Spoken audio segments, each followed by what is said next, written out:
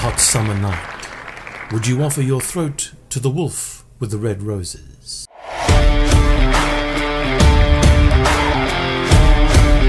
We had to do it, and Meatloaf, Bat Outta Hell, makes the list of world's best rock albums, and so it should.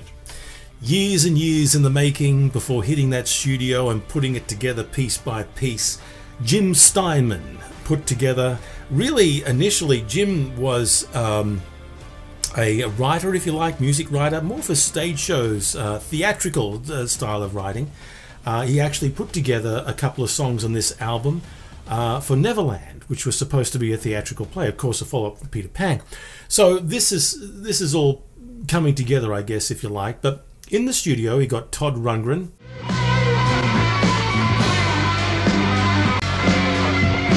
you know who I'm talking about, to put it together, produce it, do all the guitars on the album. Jim Steinman played the piano, plus a few other things, and of course put his vocal to the backing. Actually worded on a hot summer night, would you offer your throat to the wolf with the red roses? That is Jim Steinman. And then of course he was already friends with Meatloaf, had been for a number of years, and they had discussed putting together this album for quite a while. Meatloaf, of course, an entity unto himself, and a singer by any woman's imagination. So you know, it all kind of worked and came together. I'm not going to go through each individual track. There's absolutely no point. I mean, there's not much I can tell you about this album that you probably don't already know anyway, other than the fact that many people, even today, who buy this album, 200,000 copies a year are still sold, still don't know who the hell Jim Steinman is. It just says Meatloaf, right? But as you know, just because it says words and music by Jim Steinman, it doesn't mean crack all. You know, Jim Steinman really put together this amazing piece of art, which is really what it was initially. It took a year or so before For Crying Out Loud was performed live in the South, before it really went up to a whole new level. So you know, these are the little things that mattered when everything was being pieced together. Another fallacy is that there was a follow-up album called Bad for Good by Meatloaf. That is not true.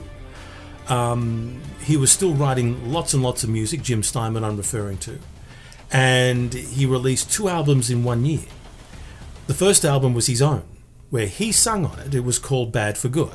That's his. The other album released that year was Dead Ringer. Again, songs he wrote and gave to Meatloaf. Now you would have thought, well, didn't he keep the best for himself? No, he didn't. The songs on Dead Ringer are fantastic. Rock and Roll and Brew is a great song. The reason why I mention this is because later on he combined the music from both his album and Dead Ringer and put out Bat Outta Hell 2, which combined those songs, which were fantastic, which was also quite successful, but never as successful as this particular album I'm referring to, which is Bat Outta Hell. Apparently it is factual that many people have lost their virginity to at least 1 or 2 songs from this album. So for nothing else, that's a reason to buy it. You can listen to it and think, ew.